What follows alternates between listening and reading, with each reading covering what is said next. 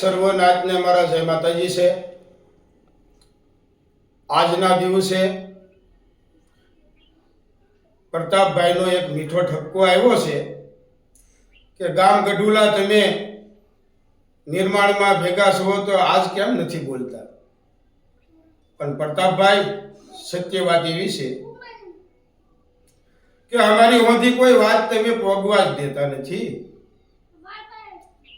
કોઈ 5-20 માણા ભેગું થઈને આનું નિર્માણ કરવા દેતા નથી, હાસા ખોટાના પારખ્યા થવા દેતા નથી। સગાના સવારથી અધરો અધર ઘરના મોબાઈલ આવી ગયા એટલે રોજે રોજ તમે ગાણા ગાયા કરો છો। એક વાત એક જ દાન કહેવાની આવે, ફરીવાર ન આવે। ગામ ગઢુલા કરમશીભાઈની પેઢીએ બાપ દીકરી, કાકો ભત્રીજી, હાહરો વહુ, આ સંબંધો તો પવિત્ર છે, એને કોઈ કલંક ન લાગે એટલા માટે આ કાયદાના નિર્માણ કરવામાં આવેલ છે।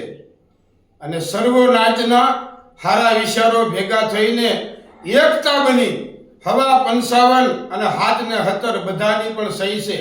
કારણ કે હાથ 17 છે એ 12 વરી છે તો 4 પેઢી મોટી છે। 4 પેઢીના નેમરો જે ઘરે એને સર્વને માન્ય કરવું પડે, આપણી નાચનો નિયમ છે। માટે આજે 10 વર્ષના એલાન બહાર પાડ્યું છે। આ કાયદાનું નિર્માણ ઈ તો 10 વર્ષ સુધી તો રહેશે, પણ 10 વર્ષ પછી આવા કાયદા આથી હજી અઘરા કરવાના છે। કોઈ ગરીબ માણસ કુંવારા ન રહે, કોઈ દીકરીને કોઈ બાપને કલંક ન લાગે, કોઈને ઘોર વધી મેણું ન લાગે, એટલા માટે નાચ સુધારા માટે, સર્વોના ભલા માટે આ કાયદાનું નિર્માણ કરેલું છે। અને જે પેઢીવાળા હશે, જે ધર્મ રાજા હશે, એ કર્મમાં તો કોઈ દી પગ નહીં જ મૂકે। જેને દેવની પડી હશે, જેને દેવીના ઘરે જવું હશે, જેને દેવીના પાંજરે સડવું હશે, તેલિયા તાવા સડાવવા હશે, અમર પિયાલા પીવા હશે, ધર્મના શ્રીફળ વધેરવા હશે અને રુદિયાની માલપા કાયમ ભગવતીની ભક્તિ કરવી હશે ને, એ આ કાયદા તોડશે નહીં, પણ આ કાયદા જોડશે।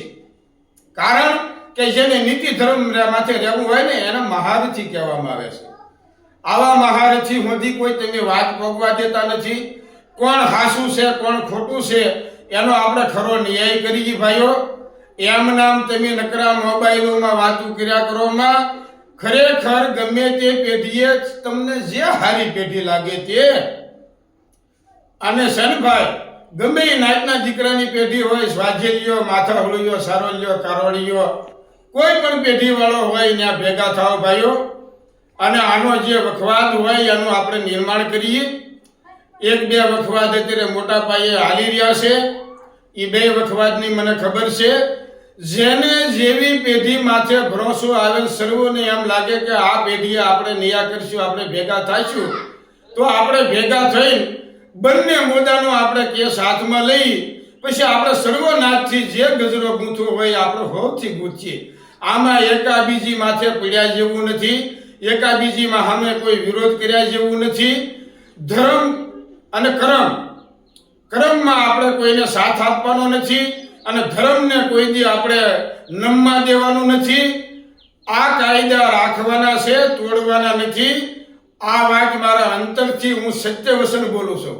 એટલે ભાઈઓ તારી મારી કરવી રવાજો, અને પ્રતાપભાઈ હારી મીટિંગ થવા દો ને, જાનતીભાઈ ગમે એના હારી મીટિંગ કરો ને, સુરા ધરમસિંહ ગમે એના હારી મીટિંગ કરો ને, ઝીણા ઝવેર ગમે એના હારી મીટિંગ કરો ને, કરશનભાઈ તમે હારી મીટિંગ કરો ને। આ તમે 2 પક્ષે અત્યારે વાદ વધી રહ્યા છો તો એકાબીજા મીડિયાના માધ્યમ તમે બધી જાહેરાતો આપો છો તો એનો કોઈ અમલ આવતો નથી।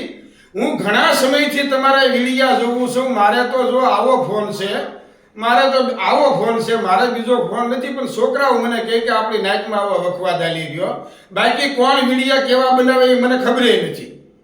બાકી જ્યારે જ્યાં જરૂર પડે ને આપણે 5 ભેગા થઈને 100નો મત એક કરીએ, અને 100નો એક મત કર્યા પછી ગમે નિર્ણય લઈ, એ જ સત્ય વચન થાય છે। જય ભવાની।